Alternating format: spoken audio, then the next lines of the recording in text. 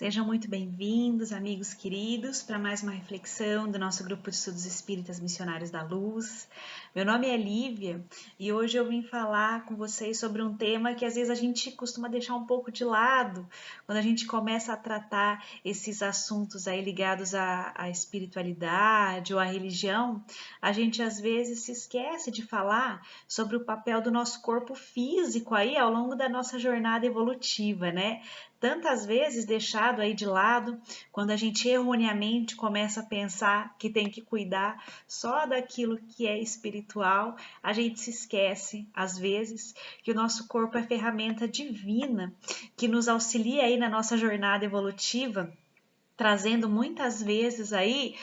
provações e ensinamentos para que a gente possa aí melhorar a nossa condição espiritual. Então a gente começa a perceber a importância que ele tem e que os bons cuidados com ele tem ao longo aí da nossa jornada evolutiva, por se tratar aí de instrumento divino, né? E para a gente falar um pouquinho sobre corpo hoje, eu trouxe uma reflexão do Espírito Emmanuel pelas mãos de Chico Xavier, que está no livro Pensamento e Vida, num capítulo que se chama Corpo,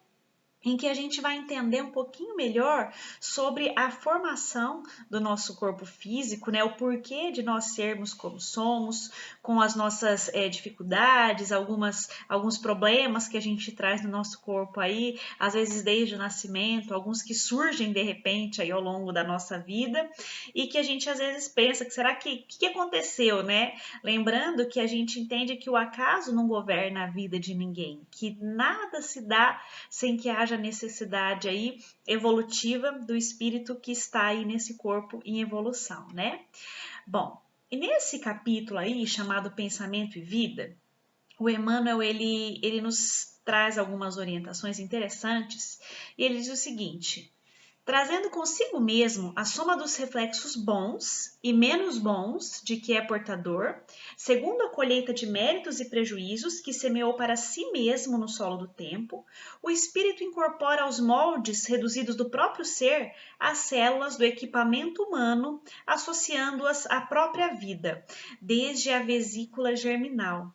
Então aí, logo no começo do texto, o Emmanuel já começa a dar o tom da importância de quem nós somos para a formação do nosso corpo físico. Ou seja, o nosso espírito carrega em si os reflexos daquilo que ele é, daquilo que ele faz. Ou seja, boas realizações e realizações que não foram boas, coisas ruins que a gente fez aí ao longo da nossa existência, que geram como que um campo aí magnético ao nosso redor que irá plasmar aí o desenvolvimento desse corpo físico aí já no ventre materno, né? Atraindo para a formação dele, através desse campo formado aí pela parte espiritual,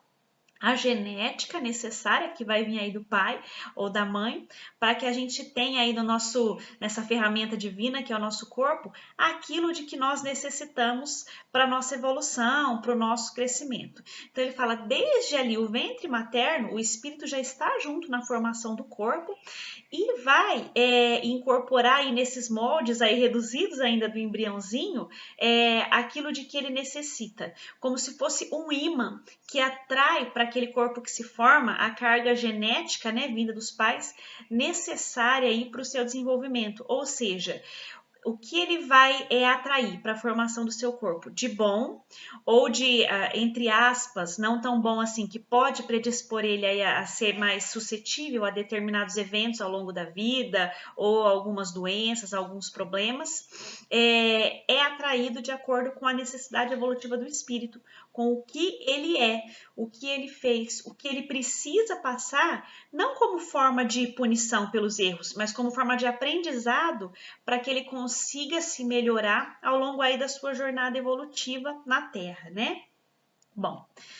e seguindo adiante, o Emmanuel ele reforça isso dizendo o seguinte: desde a fase embrionária do instrumento em que se manifestará no mundo, o espírito nele plasma os reflexos que lhe são próprios, reforçando isso que nós já dizemos, né? Então a gente começa a entender que o acaso não coordena aí a formação daquele embriãozinho, daquele bebezinho que está se formando. Até mesmo naquelas situações em que ele não chega a sobreviver ao parto, em que às vezes aquele embriãozinho que desencarna precocemente no ventre materno, a gente começa a entender que houve ali um espírito associado que passou pela formação necessária ali que ele tinha, e isso pode se dar por diversos eventos, né? Que fariam necessário que ele tivesse aquela ligação, mesmo que breve,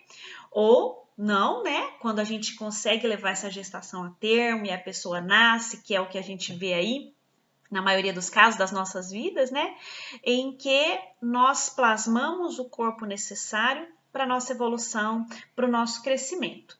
E ele segue dizendo assim, ó, criaturas existem tão conturbadas além túmulo, né? Quer dizer, depois do desencarne, com os problemas decorrentes de suicídio, homicídio, delinquência e viciação, que trazidas ao renascimento demonstram de imediato os mais dolorosos desequilíbrios, pela disfunção vibratória que os cataloga nos quadros da patologia celular. Ou seja, às vezes o que esse espírito viveu aí na sua última encarnação ou em encarnações anteriores foi algo que deu tanto distúrbio ali, tanta desarmonia no equilíbrio estrutural dele como espírito, né? Seja através, como foi dito aqui, do suicídio ou do homicídio, né? Ou de viciações diversas, que ele vai trazer essa carga vibratória alterada aí, modificando aí a formação desse corpo físico que virá, podendo trazer aí doenças para esse indivíduo ao longo da vida dele. E aí ele fala um pouco sobre as enfermidades congênitas, né? Aquelas doenças que vêm quando a criança nasce e que não se dão ao acaso. O Emmanuel diz: as enfermidades congênitas nada mais são que reflexos da posição infeliz a que nos conduzimos no pretérito próximo, reclamando-nos a internação na esfera física, às vezes por curto prazo, para tratamento da desarmonia interior em que fomos comprometidos. Quer dizer, às vezes a gente vê aquela criança que nasce com muitos problemas de saúde, que desencarna cedo, né? E que ele vem mostrar pra gente que, na verdade, é como se fosse um mecanismo de reajuste, né? Por conta de erros, de situações menos felizes vividas aí anteriormente. E tem um exemplo de um caso desse muito interessante, que nós encontramos no livro O Céu e o Inferno, que vale a pena a gente comentar aqui brevemente, que é uma história, né, um relato de um espírito que desencarnou e que está nesse livro, que é do Allan Kardec, né? Vale muito a pena quem ainda não leu, quem não conhece ler, O Céu e o Inferno. Num trecho que chama Expiações Terrestres, tem um capítulo que chama Marcel, o menino do número 4. E nesse texto aí, nós vemos um menino que nasceu com muitos problemas físicos, né? Diz que ele tinha muita tortuosidade aí nos membros, ele precisava de cuidados 24 horas, ele ao longo disso desenvolveu escaras e feridas aí no seu corpo que eram dolorosas por conta da sua condição e da dificuldade que ele tinha para se movimentar. A família meio que deixou ele no abandono ali no hospital, raramente vinham visitar, e a equipe médica cuidava e dava o tratamento necessário, e ele tinha por volta de 8 a 10 anos aí, quando desencarnou. Mas diz que ele sempre foi muito tranquilo com relação a isso, diz que ele tinha uma resignação grande, diz que ele, apesar da dificuldade, das dores que sentia, ele não se revoltava, enfim, ele voltou nessa existência aí que é relatada, consciente da necessidade que ele tinha daquele reajuste para sua melhoria. E quando ele desencarnou, passado um tempo, houve uma comunicação do espírito em mesa mediúnica, naquelas mesas de estudo e de trabalho aí desenvolvidas pelo Kardec, né? Em que ele começou a contar como ele se sentia após desencarnar, tendo levado uma vida aí tão sofrida, tão dolorosa, por conta das doenças em que ele nasceu. E lá, o Marcel ele diz o seguinte, depois de desencarnado, quando foi chamado ali para dar o seu testemunho, o seu relato sobre como estava sendo a vida no pós-desencarne, né, no pós-túmulo, e como ele via a situação em que ele viveu aí com as doenças, com os problemas que ele tinha.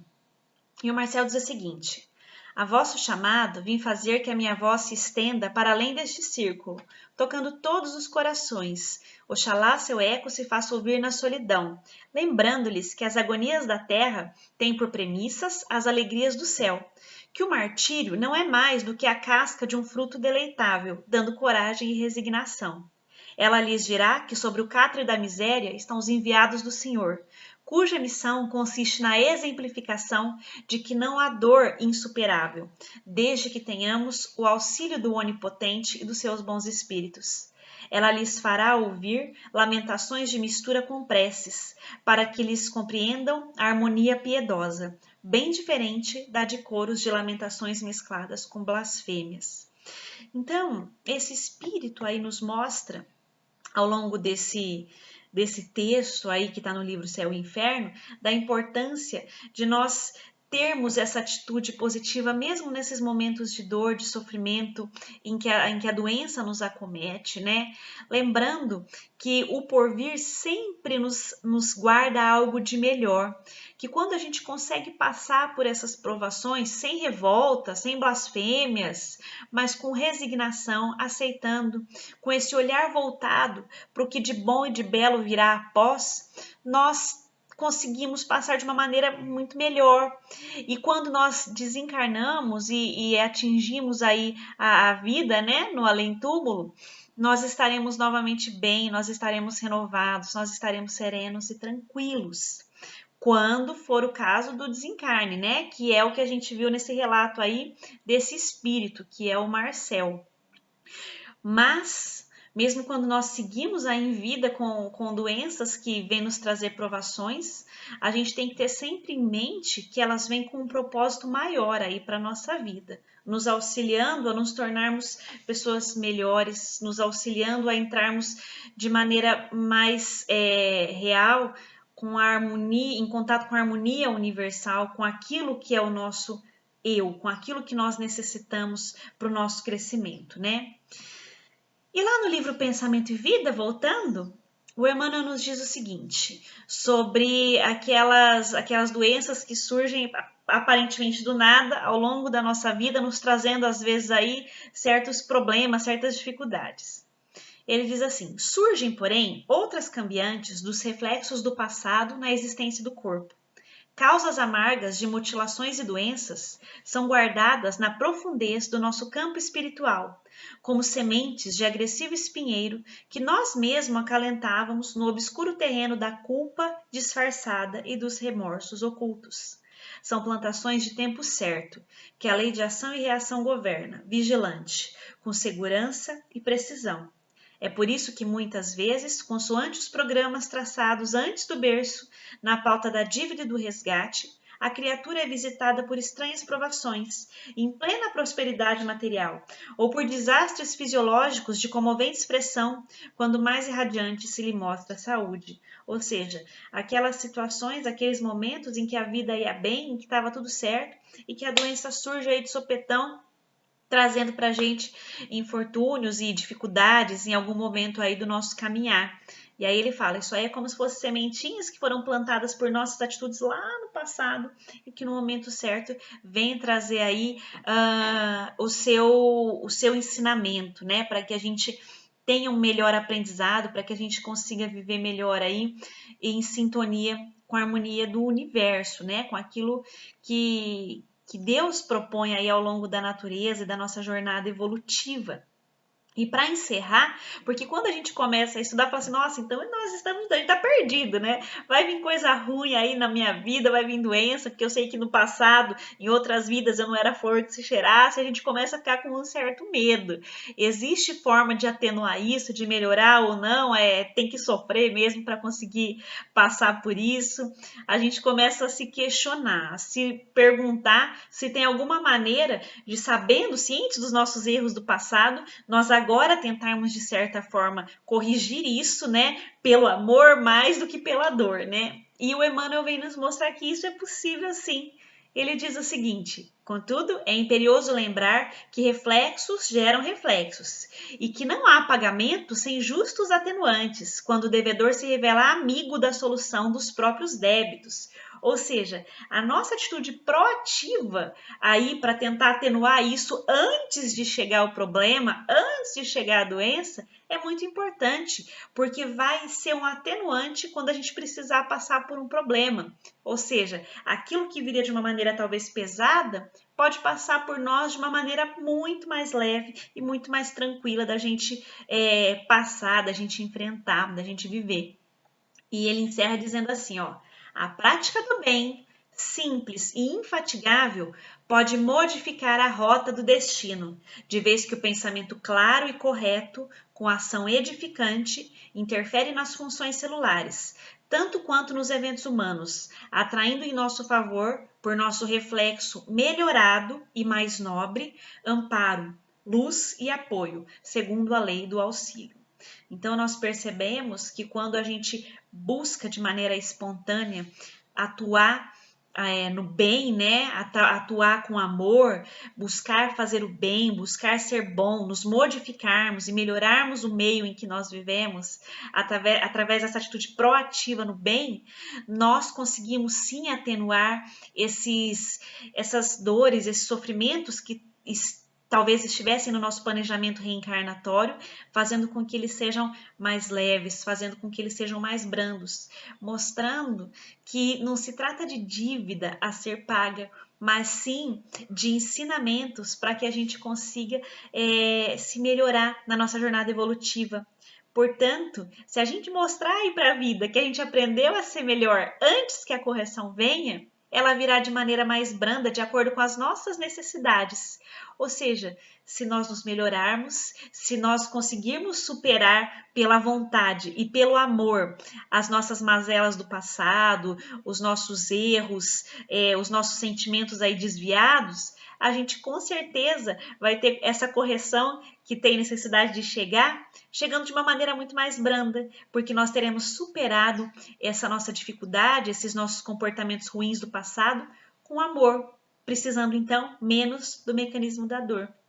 Fica aí essa reflexão para essa semana. Muito obrigada pela companhia de vocês e nos vemos na próxima reflexão.